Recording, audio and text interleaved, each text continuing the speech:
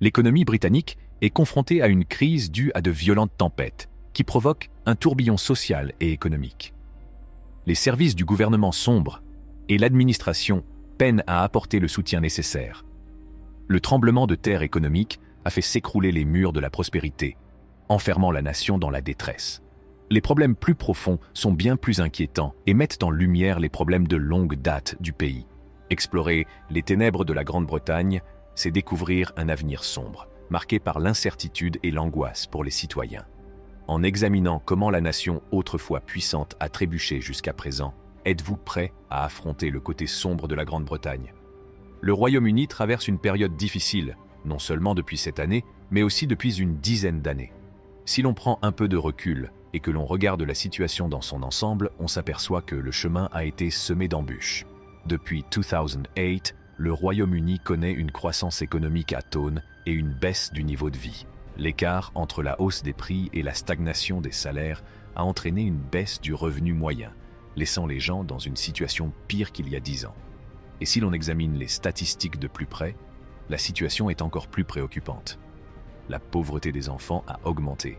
Les taux de criminalité violente se sont accrus et près de 9% des ménages britanniques craignent de ne pas avoir assez à manger.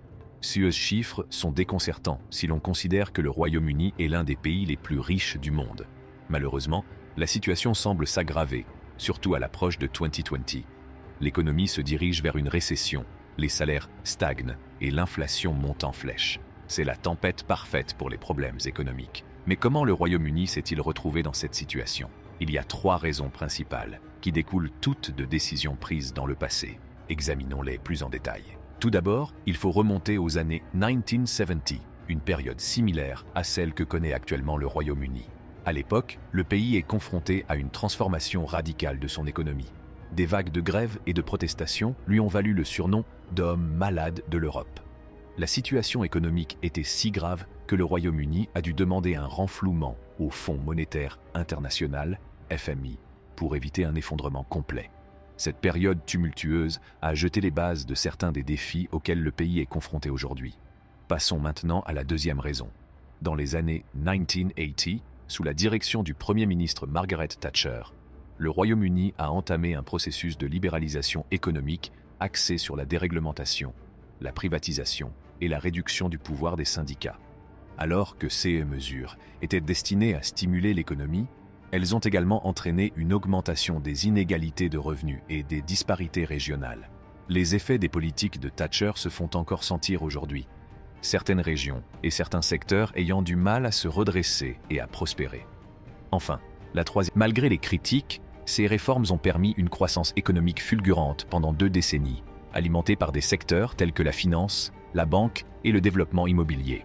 L'économie britannique a dépassé celle de ses homologues du G7, des secteurs comme la finance, la banque et le développement immobilier bénéficiant des réformes de Thatcher. Ses détracteurs l'ont accusé d'avoir démantelé l'industrie lourde britannique et d'avoir trop misé sur les secteurs de la finance et de l'immobilier. Malgré les critiques, la magie de Thatcher continue d'opérer et, à moins d'une crise du secteur financier, la croissance fulgurante ne s'arrêtera pas. C'est ainsi que, dans le fracas des opinions et le parfum persistant de la controverse, les captivants exploits économiques de Thatcher se sont inscrits dans les annales de l'histoire britannique. Qu'on l'aime ou qu'on la déteste, il est indéniable que cette dirigeante intrépide et visionnaire a insufflé une nouvelle vie à un royaume autrefois en sommeil, laissant son empreinte sur le pays et ses habitants pour les années à venir. En 2008, le Royaume-Uni a été frappé par la crise financière mondiale. Comme un jeu de dominos, tous les secteurs cruciaux se sont effondrés, causant de graves dommages à l'ensemble de l'économie. Ne vous méprenez pas, le Royaume-Uni n'a pas été le seul à souffrir. Mais voici le hic. Alors que d'autres pays ont réussi à rebondir, le Royaume-Uni est resté bloqué dans une ornière de productivité. De quoi s'agit-il donc, cette histoire de productivité?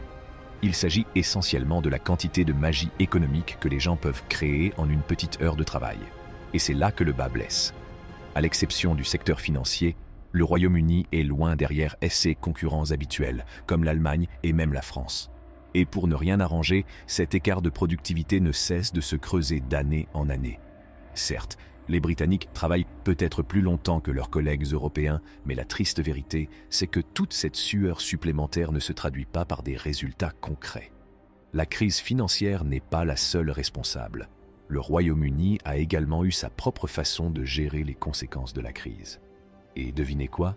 Elle s'est révélée être un ingrédient supplémentaire dans le ragoût de problèmes que le pays tente aujourd'hui d'évacuer à la louche.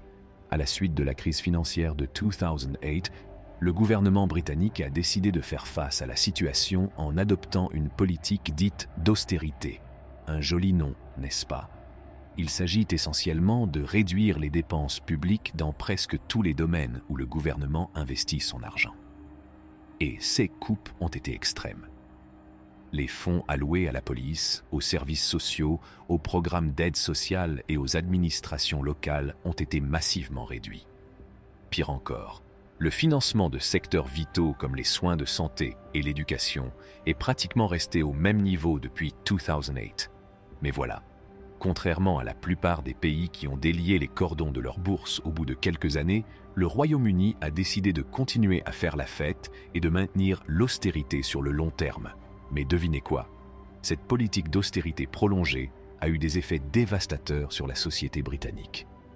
En particulier sur les travailleurs qui tentent de joindre les deux bouts. Les Nations Unies n'ont pas mâché leurs mots à l'égard de la politique d'austérité du Royaume-Uni. Elles affirment qu'elle est à l'origine de beaucoup de pauvreté et de malheur, en particulier pour les personnes à faible revenu. Il suffit de regarder le nombre de personnes ayant recours aux banques alimentaires. Il est passé de 25 000 à 1 million en quelques années seulement. Et ne me parlez pas de la pauvreté des enfants, qui est elle aussi en augmentation. Mais les choses ne s'arrêtent pas là. Notre cher service national de santé, le NHS, est en grande difficulté. Il est tellement sous-financé que nous avons aujourd'hui le pire accès aux soins de santé de toute l'Europe. C'est dire si l'accès aux soins de santé est mauvais dans toute l'Europe. Et devinez quoi?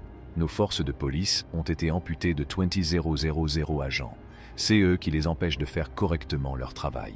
Il n'est donc pas étonnant que nous assistions à une augmentation des crimes violents, en particulier dans les zones les plus pauvres.